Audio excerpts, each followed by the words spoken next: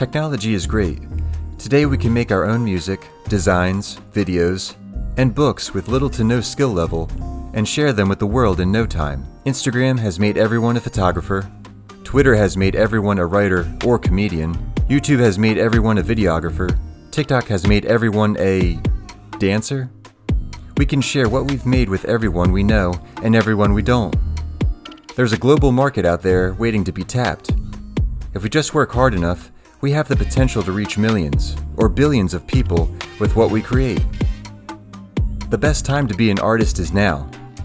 It's an empowering idea, but is it true? Let's back up.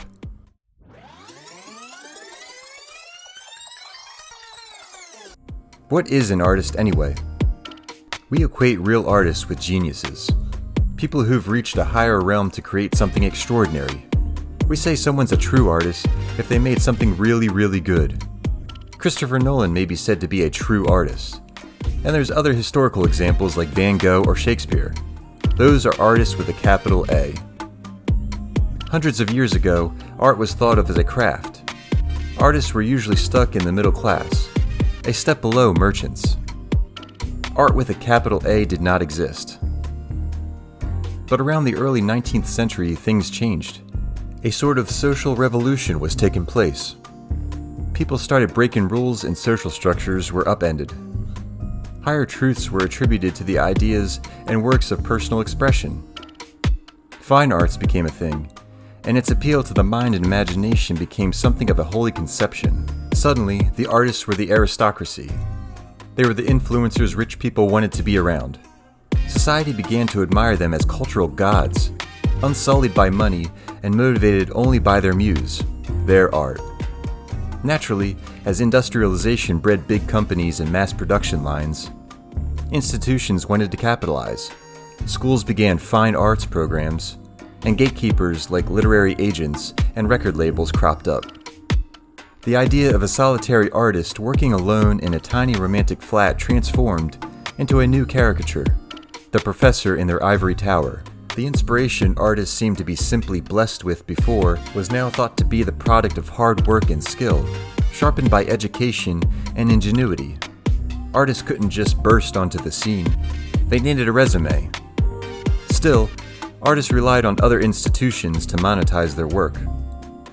Writers had grants at universities, musicians had record labels, painters had museums, and filmmakers had producers.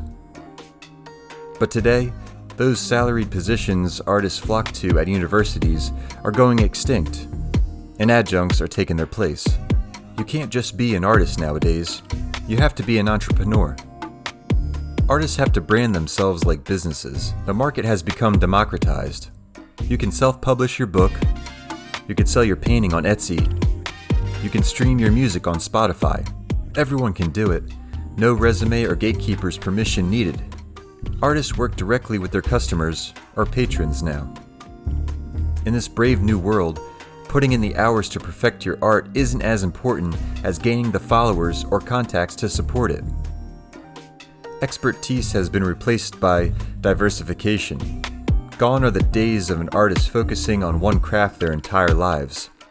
Artists have to adapt. They have to be photographers and designers, musicians and comedians. They have to be a business. Will we ever see a climactic masterpiece like Les Mis or War and Peace again? Probably not. Writers don't have the time to focus all their energy on one piece of art for decades anymore.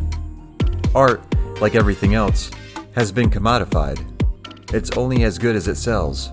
We don't have gatekeepers anymore. We have Instagram comments and Amazon reviews. The customer defines the art produced, not the artist. The market determines success. We have new career choices, content creators and influencers. Everybody can be one. Everyone's creative. Everyone can pick up a computer and start making stuff. It's easy for Apple to tell us we're all creative and should be making things. It means we'll buy their new iPad. But when everyone's an artist, artists are everyone. And when artists are everyone, the word artist doesn't mean anything anymore. The term fine art with a capital A is losing traction again. Artists are becoming craftsmen once more. That holy space reserved for the chosen few has been opened up to the masses, and that's not necessarily a bad thing.